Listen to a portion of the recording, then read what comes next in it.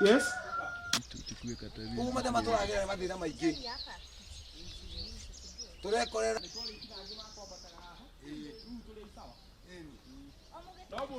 Especially kari haha kaya kari ni hapa. Kana wenyu kwa tawaga. Ujifangira intro.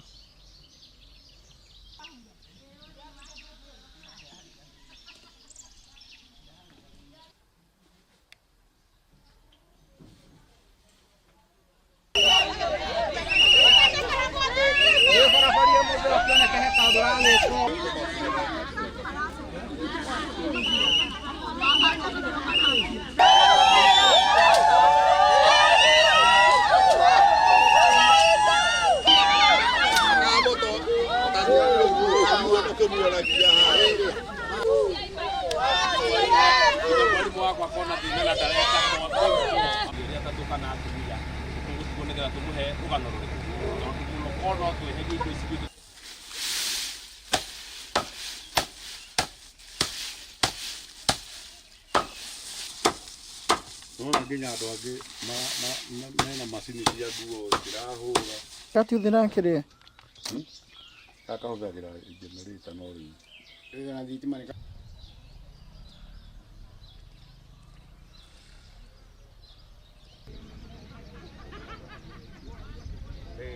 Idanote. Ndirokire riu ningi rakua ciothe. Ndicokete ikahuthira ugi ungi transformer icoke neri icoke tondu na macokia gaka tutiguteithika Wajiko Mwaora Mojoni walikuja hapa wakakua hizo wakabeba hizo transformer, kubeba hizo transformer wakasema wanatuletea zingine mpya. Vile walisema wazee wa kijiji waende wapeleke pesa watuletee transformer. Kufika huko walisema wanaleta hizo bado transformer walitoa. So wakasema ati wataenda kutengeneza transformer. Kwani serikali haina transformer zenye wanaweka? Hakuna transformer wanakuja kubadilisha. Kwa nini watutengenezee na wanakaa sana bila kutuletea? So sisi tunataka transformers. Hiyo Kenya Power imetudanganya. Tumechoka na uongo. Na serikali yenye iko, tafadhali wasikie. Watu wa Rwashumare wamechoka na uongo. Wametudanganya kabisa kabisa. Ugashero waka Hawaii. Shida yenye tunapitia sana ni masomo ya watoto. Hii watoto wanatumia laptop. Na ni jukumu ya serikali kutupatia umeme ili watoto waweze kutumia wifi. Na hata sisi tunapenda kuona news vile nchi yetu inaendelea. Lakini hatupati umeme. Ukiwa huna umeme huwezi kuangalia habari yoyote ile. Unakaa sasa wewe ujui uko wapi. Ndio tunawaomba tafadhali Kenya Power mwenye anahusika. Ukumbuke hii ni biashara tunafanya kati ya wakaaji wa Makutano na KPLC. Tunahitaji umeme. Ni Kiriro Kinyanjui. Iko chini kabisa. Ng'ombe haya tuna majani ya kukata yote hiyo machini imesimama hivyo. Watoto wasomi kwa sababu wako gizani.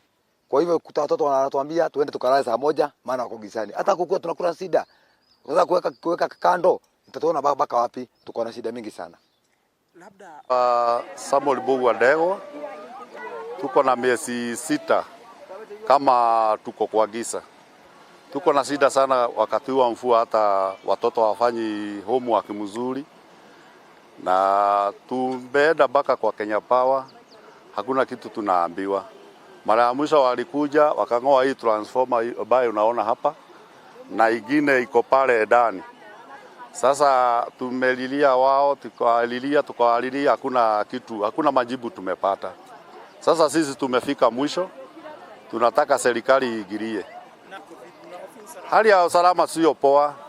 Juu kuyo wanangisa iko vijana wale wambaya wanaharasi watu juu ya giza. na tena ni wakati wa mvua, maji ni mingi kwa barabara kama mumeona wakati munaingia, so ni kubaya sana. Mki mapema sababu wanaamka wakati kuna giza. Serikali inasema tukuwe na masomo ya CBC ambayo inataka wifi itumie stima, hatuna. Sasa tunaomba kwa dhati sana wale ambao wamechaguliwa, wale ambao wanarepresent hii kijiji yetu, tafadhali wakuje na waajibike kusaidia area hii ambayo imekuwa kwa giza kwa muda mrefu. Sasa ni takriban miezi 6 tangu hii stima ikatwe. Jina langu ni Isaac Ndereva, ambaye ni msimamizi wa watumizi wa stima katika nchi ya Kenya. Kila wakati tunanunua transformer, wapewe transformer mpya ambayo inatosha kiwango cha watumizi wa hapa, sababu saa zingine inakuwa ni transformer dogo na ndio inakuja kuleta shida ya kuwa inachomeka. So we would like to tell the public and the parents and guardians who are registered into many of the colleges that we don't have those kind of courses. And the ministry is approved for 1 year course. We don't have course for 2 weeks, 1 month, trained across the country. So we want to tell you that the course takes 1 year, duly approved, and there is also caregiving course. Caregiving course takes 6 months. This is what is approved. We have had many colleges advertise for 3 weeks, 1 month. This is what we have come to clarify as the members and to warn the public to be very careful.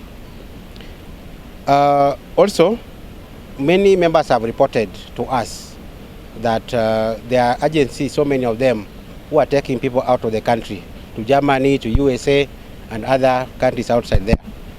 And they have complained that many of them take their money, they register there, they don't qualify, they don't check their qualifications, then they take their money, and it takes even, some complain that they take even 3 years to go out of the country. So this is a concern to us, and we want the government to move with speed to crack down these agencies who are exploiting our members across the country. So this is a problem, and we want it to be solved. We have written to these colleges and we have copy-pasted them to the body in the government that is in charge of accreditation. So it's them to take action. You know, once we have given you a green light, we are in the field. We have told you this is wrong. It's upon the government to take action. We have written many letters. Even in our office, we have given many letters to colleges who are offering this courses for 3 months, but we are not seeing action being taken. We ask the government to take the action and crack down on these colleges who are training for this short period. We can't train a medical student for 3 months or 3 weeks. So these are what we are talking about, and we are very strong here as the members, and we want the government, please, crack down on these colleges who are training for this few time which are not recognized.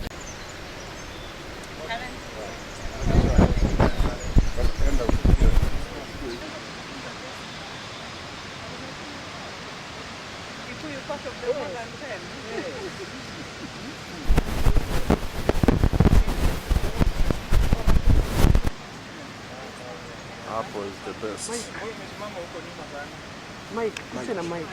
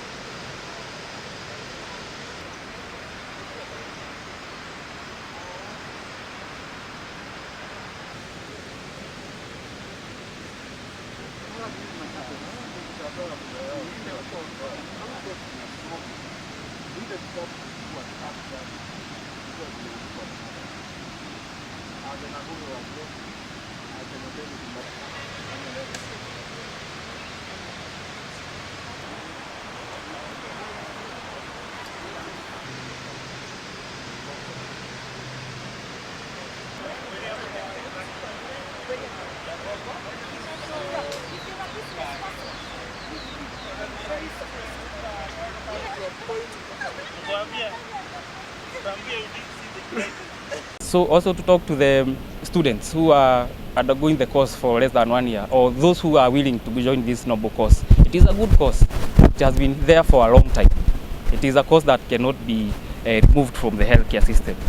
So before you join a college or before you join a training institution, kindly do some background check. Check whether they have been approved by the government to train. Check whether they have been licensed, they have been observed by KHPOA and certified by CDAC or TVET to train that specific cadre. Also to the parents, kindly before you take your students there, before you pay that money, kindly check whether that school is approved. And also to the clients, those patients or those family members, before you pick a certain caregiver to take care of your family member, kindly check take their certificate, check whether that school is approved, whether they are training using the approved curriculum. In the past years, this course was not regulated. Different colleges were coming up with the name and the course and even the curriculum. So over time, since 2022 or 2023, this harmonization came in and we now have a uniform curriculum, a uniform name and a uniform cadre for these people. So this is a recognized profession. Those who have gone through the acceptable training, the 1-year training under the acceptable curriculum, are now receiving licenses for the same course. So we would like to urge the public to embrace these changes, enroll in the right colleges. There are so many approved TVET colleges offering the course. Please find these colleges, get the right training, because we want to make sure that we are bringing out professionals that are qualified out there, so that as we provide care to the public, whether by our people, our members, we want to make sure that they are very well qualified and efficient in their job, because our goal is to make sure that we work with the Ministry of Health and make sure that the healthcare sector is improved. Following an increase in cases of training institutions and agencies offering the course and promising our members jobs abroad, we would like to make clarifications in relation to training, in relation to regulation and harmonization of the course. When it comes to training, we would like to make it clear that the healthcare support services course is regulated under the TVET, CDAC, trained under the TVET curriculum, and the course goes for 1 year.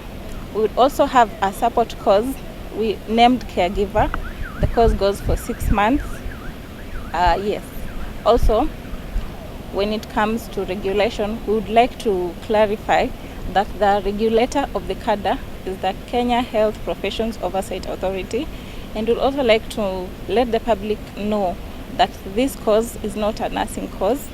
It is a healthcare support services course where caregivers work to support patients